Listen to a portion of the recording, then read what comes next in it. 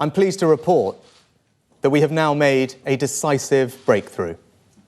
Together, we have changed the original protocol and are today announcing the new Windsor Framework.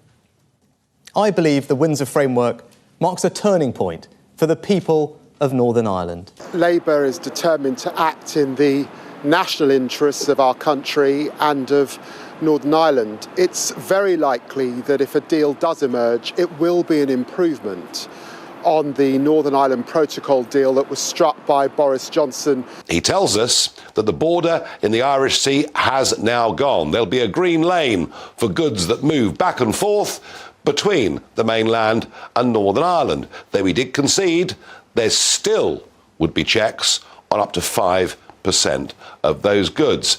But that, I guess, in a way, is progress from a situation that was truly, truly awful.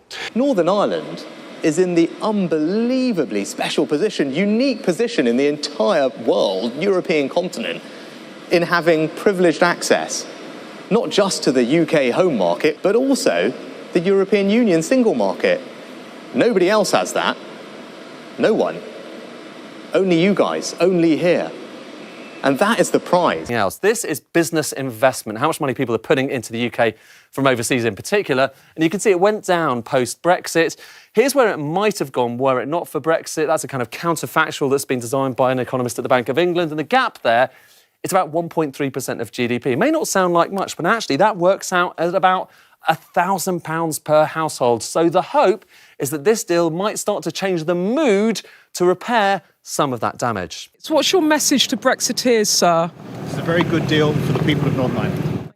Those Brexiteers in support were out in force today. I would resign if I felt I couldn't support the deal. So, I'm backing this with a good heart. This is much better than Boris's deal. From a sovereignty point of view, from a trade point of view, from a democracy point of view, it's better. But in the House of Commons, still questions. The PM biting his lips as he waited for the verdict of the DUP. In broad terms, it is clear that significant progress has been secured across a number of areas, whilst also recognising that there remain key issues of concern. Could I remind the Prime Minister that although he talks about 1,700 pages of EU law being removed from Northern Ireland, hundreds of thousands of pages will still remain.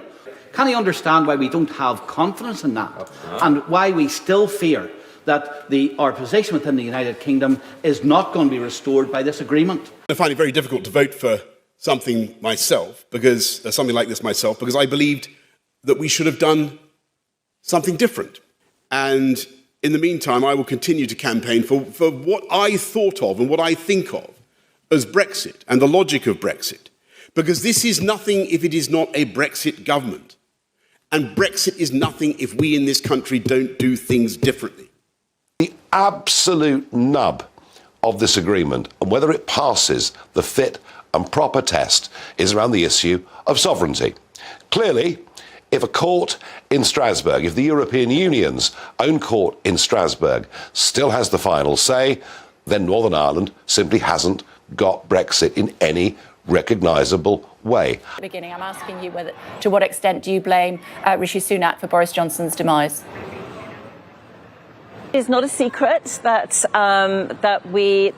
things happen that shouldn't have happened, and that Boris Johnson was removed via a coup. The EU court will have the final say, and for me, that's why this so-called deal doesn't cut the mustard. We await the legal texts, which will come out over the course of the next few days. Interestingly, Keir Starmer's Labour Party will vote for it.